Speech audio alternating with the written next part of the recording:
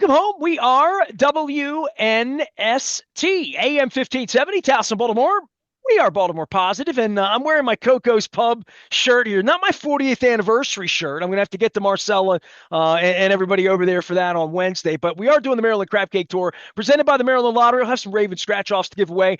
Much luckier now that they're two in a row, getting a little bit of downtime and rest time while I'm watching the Steelers win. And poor Joe Flacco, his arms got to hurt after 470 yards. But on Wednesday, we will be at Coco's Pub. And then on Friday, later on this week, we'll be at Pizza John's. And you can see that on Luke's head. Luke likes the Pizza John's hat as well. Luke's going to be any breaking news, like if they trade someone else or acquire someone else, and we have the trading deadline like they did with Jaire Alexander over the weekend, you'll get it first on the WNST text service. That is brought to you by Cole Roofing and Gordian Energy. Luke, I bring you in. We have many, many things we will be discussing here as the week gets going. And trip to Minnesota, they look pretty decent over the weekend, getting their like normal quarterback back.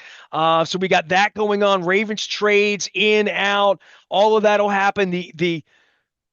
Just the aftermath of an incredible World Series, which we can get to, and really kind of a good weekend to be on the couch measuring the Chiefs and the Bills and the Colts and the Steelers and the Lions and the Vikings and the Tigers and the Bears. Oh my. It's a good weekend of sports. You know, so sometimes like when Trump and Cash Patel are putting the whole NBA in prison over gambling, and when last week it's Harbaugh lying and you and I are in the middle of it and trying to figure it out, and then the NFL decides it doesn't want the spotlight on Harbaugh and the Ravens lying. They give him the $100,000 slap on the wrist, the parking fine. But like when the games come on and game 6 leads to game 7 and the Ravens play on Thursday and all the games on Sunday, even Joe Flacco, very credible performance with the Bengals. Ravens are very much in this, even though it was kind of a quiet weekend on the couch if you're a Ravens person. Yeah, I think that's fair. And I think go no further than looking at the AFC playoff standings. And obviously, we're 9 weeks into this. There's a long way to go. We're officially halfway through the NFL schedule with 18 weeks, every team having a bye week. But you just mentioned Buffalo and Kansas City, and that was a good game. I think Buffalo was really impressive with their defense, considering they're missing Ed Oliver and they have some new guys playing in their secondary. They did a heck of a job. I still think this might be, from a true talent level standpoint, this might be the best version of the Chiefs we've seen in a few years. But they're 5-4.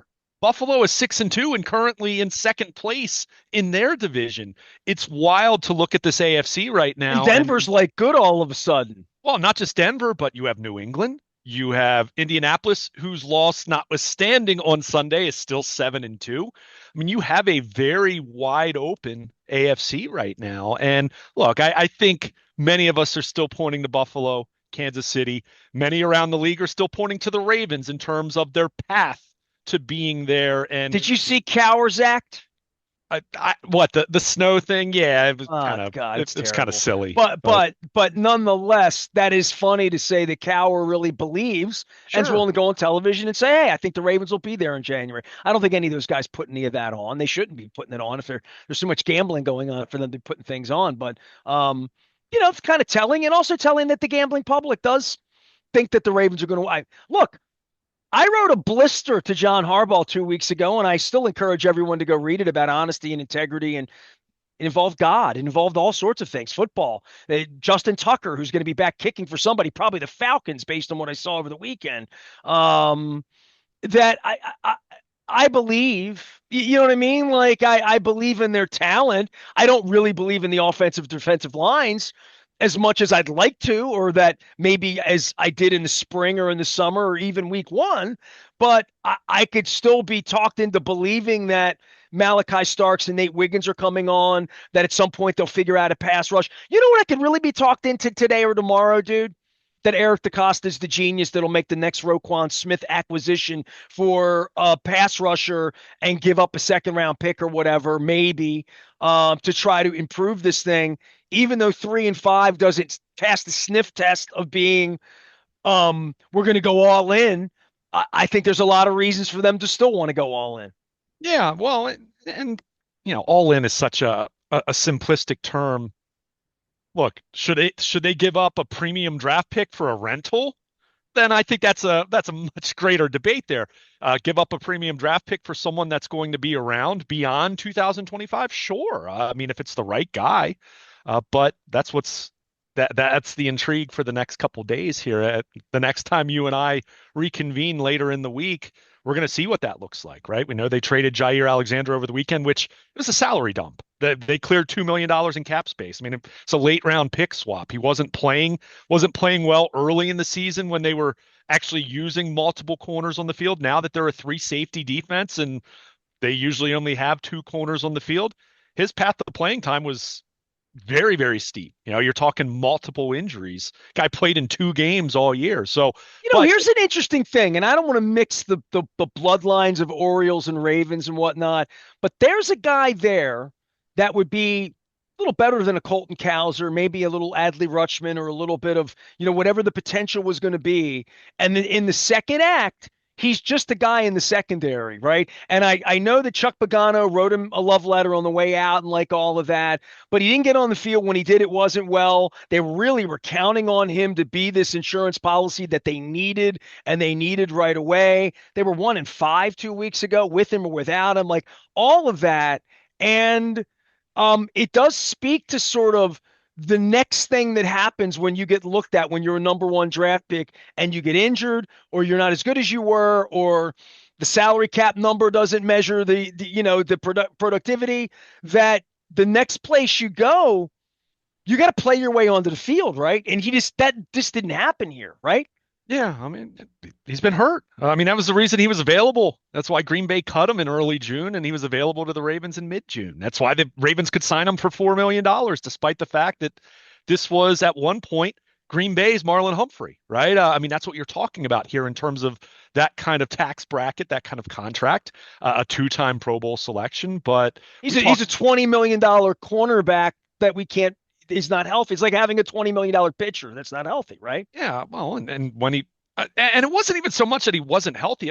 It's when you have the number of injuries that he's had over the last 5 years, and we talked about it, over the previous 4 years going into 2025, he'd played in more than 7 games once. Now he made the Pro Bowl in the year that he did that, but it speaks to the lack of availability, and then it catches up with you. He's 28. I mean, by age, you don't necessarily think of a 28-year-old corner as being washed up, but it might just be that those injuries take such a toll that he's a much older than 28 than someone who's been healthy. So And we saw this with Jimmy Smith here, right? I mean, literally, we saw it wouldn't, and he had a heart of a lion to play as long as he did. But I saw it with Anthony Poindexter, who had a gruesome injury, a generation ago. But man, when your wheels are your wheels, and that's I mean, it's very, very difficult. But that being said, back to like your point, which is cap space, where we are, DaCosta not being afraid to say, cut my losses and work wherever it out. is. Yeah. And it's, let's get this roster as good as it can be tomorrow, literally, so that we can go win a couple of more games against. I mean, by the way, this Minnesota game, we'll get into this, but looks like, this isn't the Jets. It's a different kind Right. of game on the road this week. It really is. Yeah, yeah. I mean, we can get into Minnesota here for 30 seconds at least, but I mean, impressive. They went into Detroit. I mean, we think of these AFC North games, right? I mean, some of the issues the Ravens have had going into Cleveland, even when the Browns aren't good. I mean, we saw it last year with Jameis Winston doing what he did, although the Ravens dropped a few interceptions over the course of that game. But, JJ McCarthy, I thought he missed some throws. I'm not going to sit here and say that he was fantastic, but he was poised. Being in that environment, I thought he handled himself very well. Made the big throw on third down, the back shoulder throw to ice it. So Well, a they're week deep. ago, we were sitting here with Carson Wentz with no arm and one arm, and he, like, Sure. and thinking like, hey, man, we're gonna get a nice little ticket downtown Minnesota. It feels like it's gonna be a different visit this week. That's all I was gonna You say got to go from play. where we were Yeah. last week to thinking they're gonna stack victories. But that being said, Lamar's Lamar, and they're upright, and there's plenty of reasons, I think, to be bullish about the Ravens. One of them would be, what are they going to do on Tuesday night, right? Yeah, no question. I mean, that's the that That's what the focus is on. What I wrote about at BaltimorePositive.com on Friday, coming out of the Thursday night win over the Dolphins, was, hey, spotlight's on Eric DeCosta now, and let's call a spade a spade. And we just said it. And while I respect the fact that he said, look, we're going to get rid of Jaire Alexander, there's no path for him to play. This is a sunk cost. We don't think he's good enough. Uh, we already have Chidobe Awuzie, who's barely playing at this point. TJ Tampa's not playing at this point. We're playing three safeties. We don't really have a path, and we're not very confident even if he has to play, right? So you get to a point, what is the value here? Had found a partner in Philadelphia where you swap late round picks. I mean, it's negligible. They're getting a 6th round pick in a next year's draft. I mean, who really cares? At least right now. I mean, maybe you draft the next Adalys Thomas, or maybe it's something that you include in another trade. Oh, But by the way, the you move biggest on. story over the weekend wasn't Jaire Alexander. The biggest story is that they didn't get docked the pick for what Sure, the shenanigans last week. Like literally, that sure. whoever did that negotiating, because they could have really been taken to task last week. They really could have been. They could have, and I don't want to spend too much time on it because we're talking about the trade deadline. But I think it was a case where the NFL probably looked at that and said, okay, how much attention do we want to draw to this? Do we want to hammer a team and then the spotlight and the scrutiny is on our league in the aftermath of what's an ongoing story with the NBA and FBI and all that? Or do we rule here? Put a fine out there. We say we don't think there was anything malicious or deliberate. We think this was something that was incompetence, basically, in kinder words, something that a team screwed up and we're going to move past it. Which is a lie. I'm not going to let that just sit there. There's nobody that thinks this was about Well, incompetence. I mean, it comes down to this. Look, I don't know if people are lying or not. Like, I'm not a deity that knows 100% certain, but I would say this in response to what you just said, and I'm not disagreeing per se, but I have a lot of respect for the Ravens organization in terms of football operations, knowing rules, making transactions, following all of that, right? And the They have idea a that big legal department, a big information department. I would They're, just they're say, competent people. They're right.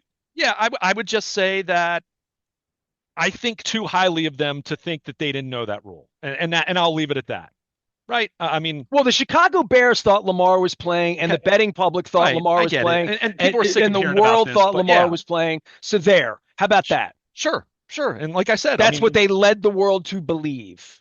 so, but to bring it back to what we're talking about here with Jaire Alexander, I mean, look, they wasted $4 million, or it was going to be a waste of $4 million.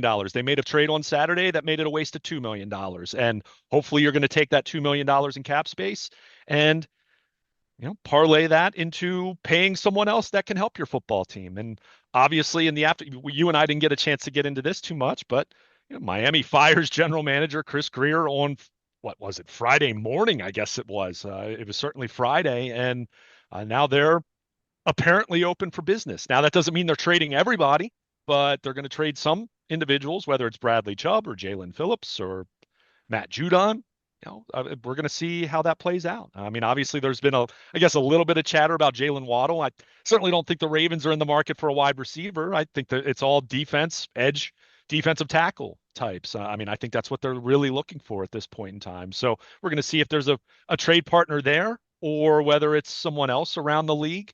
Obviously, there's been talk about the Jets and Quinnen Williams and someone that they can acquire to be a pseudo just or Namdi Matabike replacement, whether we're talking the rest of this year or beyond, not knowing what his future is going to entail. So that's the thing. I mean, I'm not going to pat Eric DeCosta on the back too much about the Jaire Alexander trade. I mean, it was a signal that it was a failure, right? I mean, $4 million, like it wasn't this extremely high risk move. We know that, and we talked about it at the time. I didn't even have that high of expectations for the Jaire Alexander move. I thought he'd be better and play more than he did. So, but you look at that move and couple that with the Cooper Rush move, which was another $4 million. I mean, it's $8 million spent in an offseason where you didn't have a whole lot to spend on free agents. They got nothing. I mean, that was a net negative that they got out of those two individuals. So, this to me, as I wrote at BaltimorePositive.com, this is an opportunity for Eric DeCosta to make some amends in terms of better positioning this 2025 football team. We know, and I'm not even criticizing the overall philosophy that the Ravens largely ran it back from a year ago. I mean, they were a win away from being in the AFC title game. They're a Mark Andrews catch and fumble away from having a great chance to beat the Bills in that game. That no, they weren't going to make these drastic changes. They suffered attrition in the way that any team's going to when they have a high-priced quarterback and a cap that's tight when you have a number of big contracts on your books. But what few resources they had, other than okay, the DeAndre Hopkins signing has been good. We could argue they should be using him more than they have, right? But that's worked out. They used Not the much. draft pick that kid's gotten on the field, right? And Yeah. played, and it Well, really helped the Kyle I mean, Hamilton thing. sure, And I sure. give him a thumbs up on exiting Oweh, who was I don't even notice that he's gone. And I've noticed the kid that they've gotten for him in a position where, to your point, they don't want to play base anyway. They Right. needed an Alohi Gilman, and that's really part and parcel of the injury that happened back in the spring, right? It is. It is. I will still challenge that a move, not necessarily Alohi Gilman, but a veteran safety could have been acquired before early October. I mean, that move was that injury was mid-May. Well, if it's That would acquired, dude, and he plays January 7th for the 10 and sure, 7 Ravens and he helps get them to 10 and 7, sure. I always look at it as like, But that also I, wasn't the plan, right? I mean, they yeah, weren't. The I'm plan feeling wasn't to be more like one being and five. baseball judgmental when like this you Savage kid isn't even heard from in Sure. July and is helping him win important games, or even going back to you and me, and you're even getting a little gray, and I see it coming in there. Bryant McKinney just sort of came from nowhere, and without him, they don't win. Period. Right. So Sure. these things happen. They do. And they happen around trading deadlines, or they happen when players emerge in some way, or come on. I don't even know where that is. I mean, who's not to say Isaiah Likely doesn't become like the big star of the whole banana in December and January, because that's just the way the offense flows or whatever happens. But this team has a lot of potential. It And does. for us to be talking about them dealing in they have to play Pittsburgh twice. They play Cincinnati twice. They look like tougher games than maybe you thought of the Bengals defense. I mean, you talk about Swiss cheese. I, but I look at this as I don't make excuses for 3 and 5. I don't work for the team, as No. you've been known to say once in a while. Um, if you gave me $1 and make me bet it as to whether they're going to be playing in January or not, I would be along with Cal or shoveling the snow off and saying I still think they'll be in a playoff game. That being said, we got to prove something to me in Minnesota this week. This is one of the tough Sure. games all of a sudden, as I see it, and even more so trappy in that if you take on a sixth loss here, no bueno. I mean, no bueno. I'll give you Cleveland and the Jets and whatever you have coming down the pipeline, and I'll even give you Cincinnati. That Flacco, they're going to his arms, he's getting injured, like all that. He might not play, but for me, next 3-4 weeks, this is the game here. You can't drop this game, and I feel differently on Monday morning than I did about it Thursday night. Yeah, I think that's fine, and this is why I said to you when you said it a couple weeks ago when you thought that they'd be 7-7. I've said they need to be better than 7-7 through 14 games, because if you've dropped a couple more, then you do look at the last few weeks and just a few days before Christmas, New England. That Patriots game looks way different now than it did 5 months ago.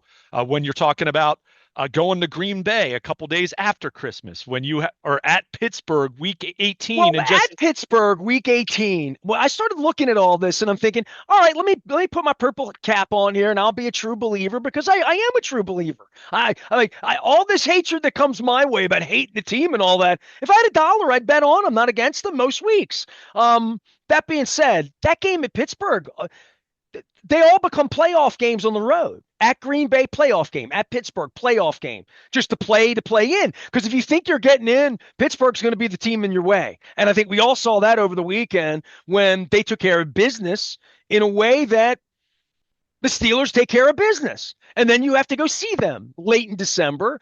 And, if you're built to do that, you better take care of Minnesota in a blimp and, before the pumpkin spice gets stale, Right. I mean, and that's the point. I mean, that's why I've been saying for a while now, when you kind of look at this next month, and we're still kind of within that time frame. I mean, these are the games where they need to get on a roll. I mean, you can't drop a Thursday night game in Miami, and they took care of business, right? It was a choppy first half, kind of an ugly first half, weird, but they did what they did in the third quarter to seize control of that game and didn't look back. And the got the Dolphins GM quit. fired. And the Dolphins quit, right? I mean, totally.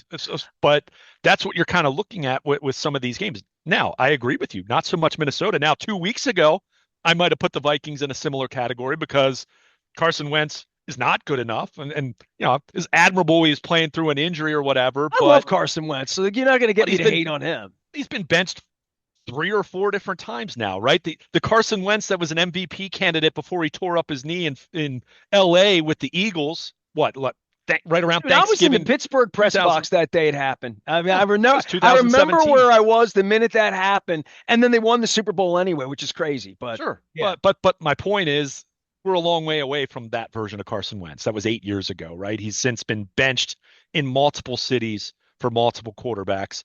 J.J. McCarthy, look, we don't know what J.J. McCarthy's going to look like on Sunday. We really don't. I think it was an admirable effort. I think it was a really good team effort. I mean, their pass rush really got off after Jared Goff in that football game. And that's a hellhole to play. Dude, I've been in every stadium. It is. I've been in every stadium in the league. That place, Denver's really tough. And I think Denver with the oxygen, like my wisdom on all of this from what were fairy tales when I was a kid until actually walking into these buildings. Like Buffalo's not nearly as intimidating as you think because it's way open air. It doesn't get nearly as loud as some of the other buildings do. Dude, that skull thing, when that rains down on you, and you got to go out there and operate the offense late in the game if you're down a touchdown or, Lamar's got to drive them or whatever. And the running game's not there. I fear that they need to be ahead on Sunday. You know what I mean? Sure. They need to be ahead. And the crowd, I've been everywhere, man. I'm telling you, there's nothing like that place. That place is great. I mean, it really is. It's great. It's a great place to go watch a football game. Yeah. Minnesota. I mean, you just said it. And the crowd part, yes, fully acknowledging that part, but you need to be able to run the ball. Detroit did not run the ball against them, even playing at home on Sunday. I mean, they averaged 3.3 yards per carry. I mean, Gibbs and Montgomery are, if not the best running back duo in the NFL, they're certainly top 2 or 3 in terms of combination. But, for my money, they're the best. But you kind of look at that. You look at the fact that Goff was sacked, I think, 5 times in that game. Not that Lamar Jackson is immobile like Jared Goff, far from it, and Lamar can get away, but we know the state of this offensive line. So you mentioned the crowd noise that you expect in Minnesota with that pass rush bearing down on your offensive line that, let's face it, we don't feel great about. Even if the Ravens pull off a trade for, let's say, a Kevin Zeitler in the next 24 hours or what have you. It's just going to be chaotic. That's all I'm saying. There's a level of chaos in that building that will show itself, and something's going to go wrong. And when something goes wrong, that's what always worries me about the Ravens. When that's how the breakdowns in the second half and these blown leads and all that, it's a composure issue that I have for the team, for the organization, in many respects. In regard, everything from when things go wrong, how do they react? And that's what I want to see from a team that's really on the ropes. I mean, feels nice that they won a couple games last week, and it feels like there's some momentum in all of that. But if they're going to be that team that's going to be 10-7 that Bill Cowher's shoveling out, that I've shoveled out for them, and that their pedigree shows, they're going to have to earn their way. You know what I mean? And even if it's half-assed and they win by half a field goal in some awkward way in a really sloppy effort, they're going to have to really earn their way here the next 5 or 6 weeks into being what me and Bill Cowher still believe them to be, which is I'm not making any plans in early January just yet.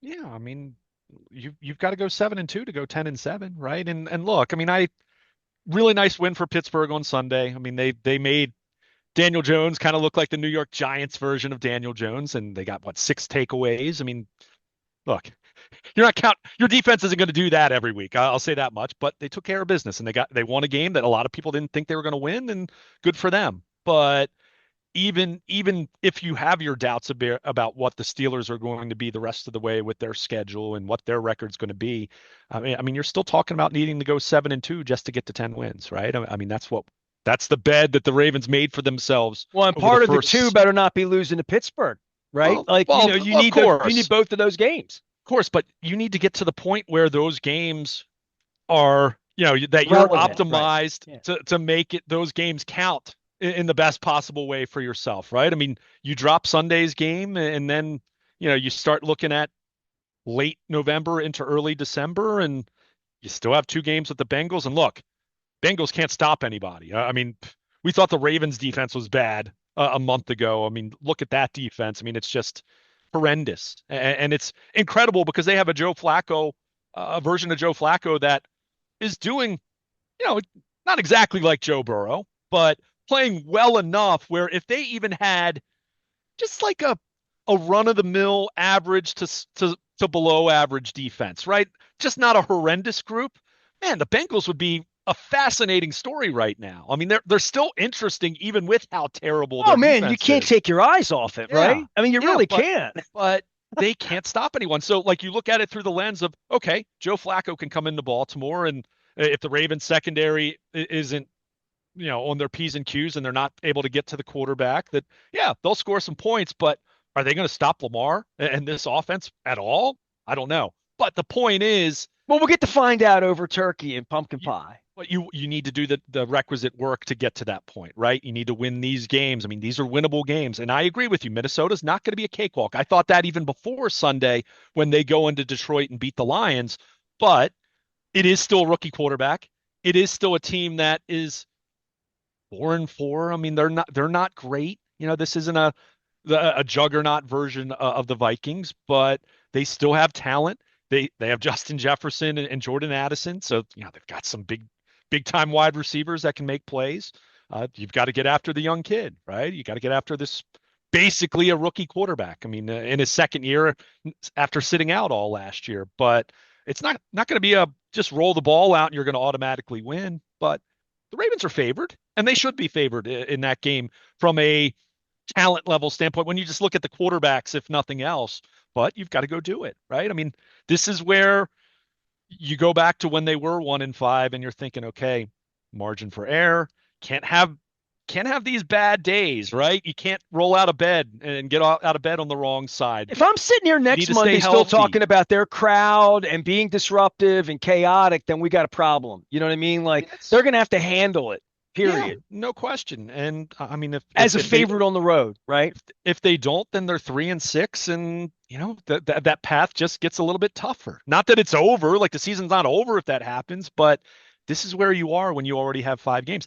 Look, I feel the same way, not the same way, but similar sentiments right now with Kansas City. I just said to you a few minutes ago, I think from a true talent level standpoint, from a roster construction standpoint, this might be the best version of the Chiefs, or maybe the highest ceiling for the Chiefs that I've seen in a couple years. They're 5-4 though. And Denver's 7-2, and the Chargers are 6-3, where you look at this thing and say, not necessarily that I'm sitting here saying, oh, I think the Chiefs are going to miss the playoffs, but that's going to be a dogfight for that division. And you do wonder what kind of toll that takes on a team to to have to navigate that just to win your division before you even think about whether you're the number 1 seed or the number 2 seed, or get home playoff games. One thing, are you playing at home in the second round? Whereas Buffalo getting that win and looking the way that they did, and I get it, New England's still a half game up on them in that division, but Buffalo, man, if I were them, I'd feel really encouraged by the fact that their defense looked the way it did without Ed Oliver, right? I mean, Ed Oliver is a beast. We saw that against the Ravens in week 1, but they manned up and they did some things to slow down a Kansas City offense that the last couple of weeks was looking very difficult to stop. So, but that said, you look at the state of the AFC right now. If the playoffs started today, pending Monday Night Football, right? As you and I are speaking in real time, but kind of looking ahead.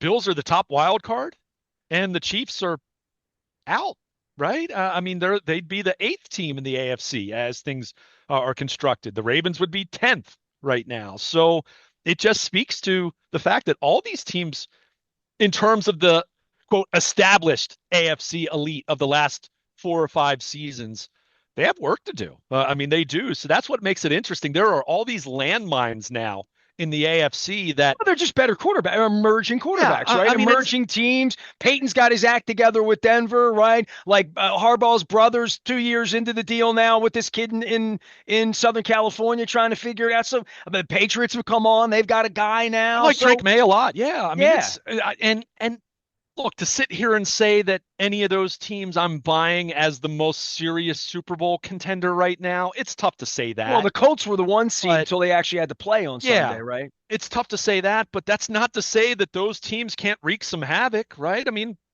look at the Ravens, going back 6 years ago. I mean, the Tennessee Titans came into Baltimore and beat them, right? Is there a team within that group that right now, these kind of up and coming teams that can disrupt the establishment, so to speak, and knock off a Buffalo or knock off a Kansas City or, If you know, we for had a running game on a January night with a guy like Derrick Henry, yeah, well, we have that. So, like, the things that you didn't have before, you go and you try to get. Now the question is at 3-5, can you get there? And where's Derrick Henry's role in this? And where's the offensive line? Because yeah, they're going to have to do these things, right? I mean, running the ball late in the game in Minnesota on Sunday at 3:30 in the afternoon should be the entire goal, right? Be ahead, ice the game, run the ball. You're on the road. Let's get the hell out of here, right?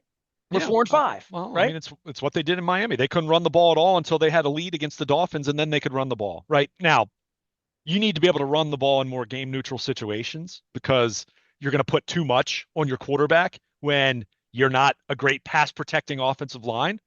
So they're still searching for that, right? I And I love still, this team so much more when they were in 2nd and 1 and 2nd and 2 every set of downs because sure. somehow, some way, the sleight of hand, the RPO, the dual threat, the hot reads at the line of scrimmage to get the tight end 8 yards, whatever that it's all predicated to your point on the offensive line being better, right? Better. Yeah, and I don't know how much better it's going to be, right? I mean, still waiting for Andrew Voorhees and Daniel Falele to get better, right?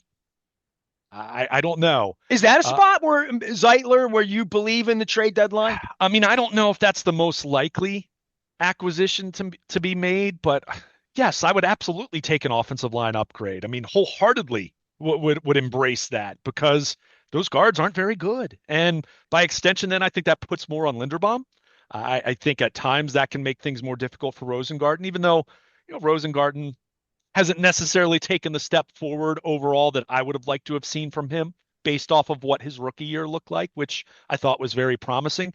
And in Ronnie Stanley's case, it's, how's the health? How's the ankle, right? I mean, he played a full game on Thursday night. They took him out for the last series just because they were up 3 touchdowns, and I was fine with that. I mean, you should take people out when it's a blowout. By the way, Washington with Jaden Daniels, right? I mean, what a mess that is. But the point is, with Stanley, is he going to stay healthy? Is that ankle right? I mean, he had 3 straight games where he either missed the game entirely or had to tap out after a couple series because it just wasn't right.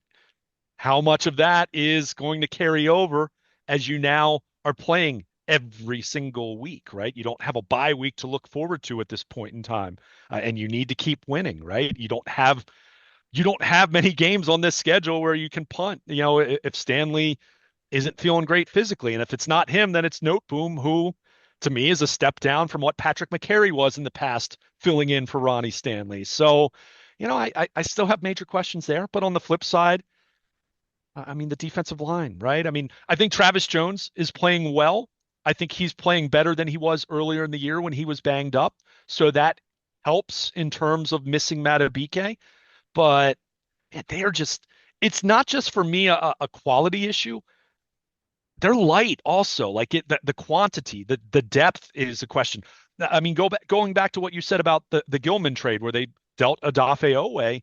Look, I'm not sitting here saying Adafe Owe was great. I'm not going to say that at all, but they're really really light at outside linebacker right now. I mean, these last couple games, they've been playing three outside linebackers, and then yeah, they're using Hamilton at the edge, and Trenton Simpson's lining up and playing some Sam as well. But man, that is not a place you want to be, especially when David Ajabo is your number three, right? I mean, Well, that's just especially if a team wants to run the ball on your ass well, and there's and well, and it's starts it's backing you both. up. I Yeah. mean, it's both. It's either one. It's setting the edge or it's needing to get after the quarterback. So yeah, I mean, as much as I would love to see another offensive lineman added, I have to look at this defensive line, whether we're talking about a tackle or an outside linebacker. Look, in an ideal world, yeah, you'd make multiple trades and you'd add a few pieces there. I think you have to be realistic in knowing that one, they've already made a trade in October, and just knowing how this league They works, made a trade the other it's day with not. Jaire Alexander. They've made two trades, two Yeah, trades well, of but that was a salary dump. I mean, they gave him okay, away. fair They enough. gave him, no, I'm just saying, but they gave him away. But in terms of like impact, it's great to start talking about all these other teams and their players, and you say, oh, they stink. They're not going anywhere. Deal them off. But you have general managers and head coaches who are trying to keep their job.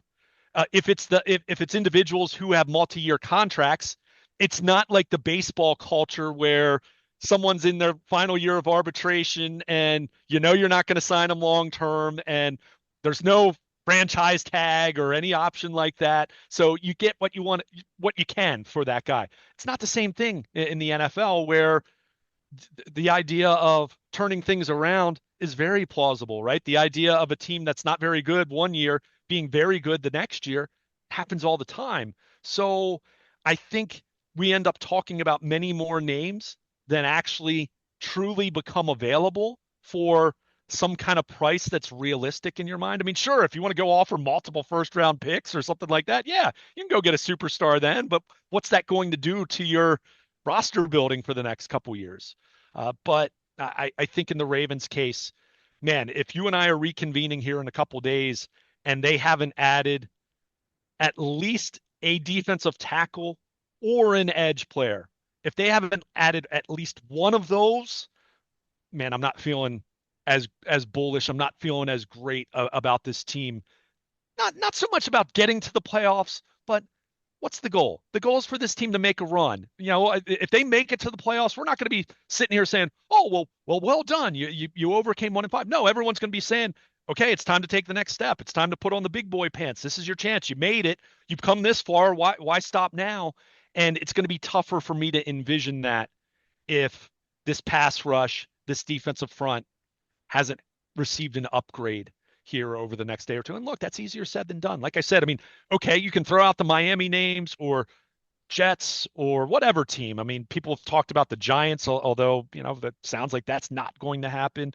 But I mean, how many guys are truly available for a reasonable price? I mean, that's just you can't make deals that aren't there on the other side, right? I mean, you can talk all you want about Max Crosby, but if the Raiders aren't taking calls on him, then he's not going anywhere, right? So we'll see. But yeah, if I have to rank, you know, those are the three positions to me that are pretty obvious at this point that you'd like to upgrade.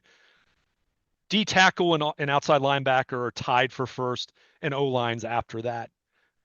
For one, because I think the O line, I think integrating someone into what you do and swimming upstream, I think that can be a little more challenging as well. But you know, it's easy for me to say Kevin Zeitler, but the Titans might say we have a rookie quarterback and we want to protect him, right? Regardless of how bad we are, we can't make this. We can't say, oh well, we're going to take this fifth or sixth round pick or whatever it would, because I don't think it would cost that much. But the idea is this isn't worth it to us to further damage our franchise quarterback by giving up our offensive guard or some other team talking about, you know, whatever the position might be on the O line. So there are those considerations here. This isn't the trade deadline's come a long way, but it's not quite baseball or the NBA just yet. It's become more active, and we're going to see how this plays out here over the next 24 to 36 hours. Well, and that's the Ravens play it more than anyone else. That's why the Jaire Alexander thing Sure. over the weekend. If you're on the WNST tech service, it's legendary, 2 decades old now. You can jump on at Baltimore Positive, sign up. You'll get it all first. It's all brought to you by Cole Roofing and Gordian Energy. Big thanks to my pal Bill Cole in that case. We're going to talk some more trade. We're going to talk some World Series residue. Wednesday, we will be doing the Maryland Crab Cake Tour presented by the Maryland Lottery. I have Raven scratch-offs to give away. I'm wearing my Cocos, established in 1985, almost the year Luke Jones was established, and my son as well, just 83 and 84. It's been there a long time. Delicious crab cakes, delicious coconut shrimp. I'll be there on Wednesday afternoon. I'll have Raven scratch-offs to give away all afternoon. Friday, I'll be at Pizza John's in Essex doing the Maryland Crab Cake Tour, and I'm looking forward to it. GBMC has got me. I had actually read the instructions. It was kind of thick on the appointment that I have later on in the month. That's a male oriented appointment that no male wants to go through, that I'm going through to make sure that I'm not cancerous and make sure that I'm safe, make sure my wife gets off my back about doing it. So if you have that going on, GBMC's around the corner for you. I'll be teaching folks more. And if you've been listening the last couple months, you know about my partnership there. We're very pleased about that. Also helping us power up our injury reports from Owings Mills, which would be significant if the Ravens had any injuries right now, but it's a good week for injuries. It's a good week for football. And it's a good week for baseball as well as the offseason opens and a new manager comes to Camden Yards. We'll talk more about that. I'm Nestor. He's Luke. We are WNST, AM 1570, Towson, Baltimore. Haba, in a haba.